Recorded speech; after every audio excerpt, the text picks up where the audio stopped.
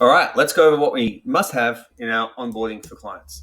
So, onboarding is super important. I have generally found that if a client leaves within the first 2 to 4 weeks across the multiple businesses that we've worked with and coached, is that they don't have a good onboarding process. So, it sets up good communication, it sets a client up to actually win, and also allows us to kind of make sure we answer the client's questions. So this is a really nice way to go through it. Now, the first thing that you need to give is a welcome and expectations. Okay, a warm introduction, make them feel like they're part of your community and training what you do. Outline the program, its goals, and how it progressed. They want to know exactly what they're getting in for. Okay.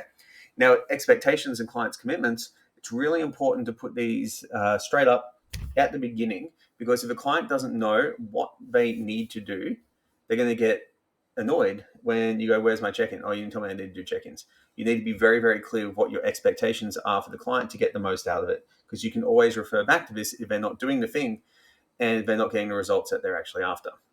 And then training commitments as well. So you need to say what you're going to do and then deliver on it, because if you miss out, cool. And guess what? You screwed up, and you owe the client at that point. So it creates clarity for both people. It creates easy communication. It goes two ways. Now, terms and conditions, these are important to get done.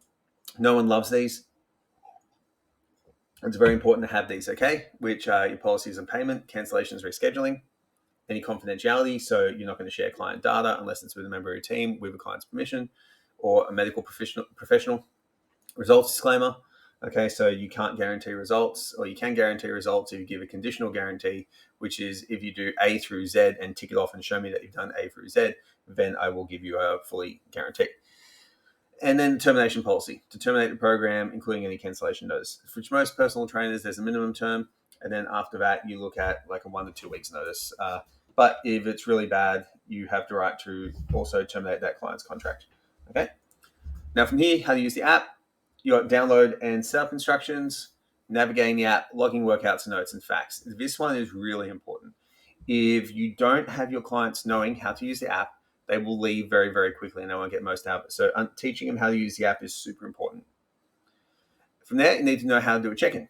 Okay, so how often they're due, what they need to include, how to record their weight and measurements, how to go over their goals, and how they prefer to submit the check-in. Now, I generally keep it on the app, and if you keep it on the app, it's happy days. Okay, it's easy.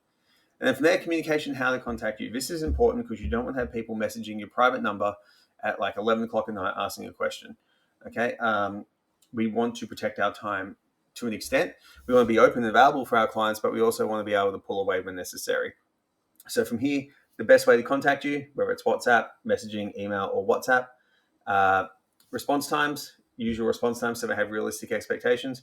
I hate when trainers say 24/7 support, because you're not going to be there. Okay, it's such a load of crap. And then boundaries, such as any times you're unavailable, which is totally fine to have unavailabilities. Okay, a lot of people don't have any of these, and what happens is they get resentful with their clients. It's okay to have boundaries. It's totally, clients will respect it.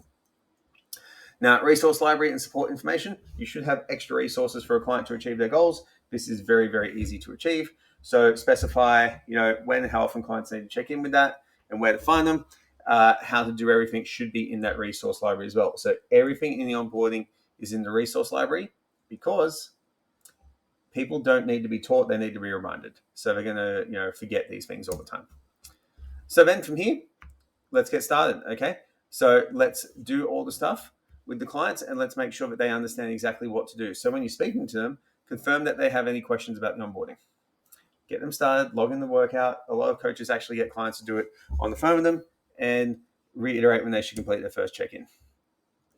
And you can also give the client a checklist of what to do, which is download and set up the app, review the terms and conditions, understand check-in, review the communication guidelines, how to contact you, locate the resource library and self-help options, and mark the date for the first check-in. If a client does all these things, I can guarantee they're going to feel better about the process, and you're going to have a much smoother first week with your clients.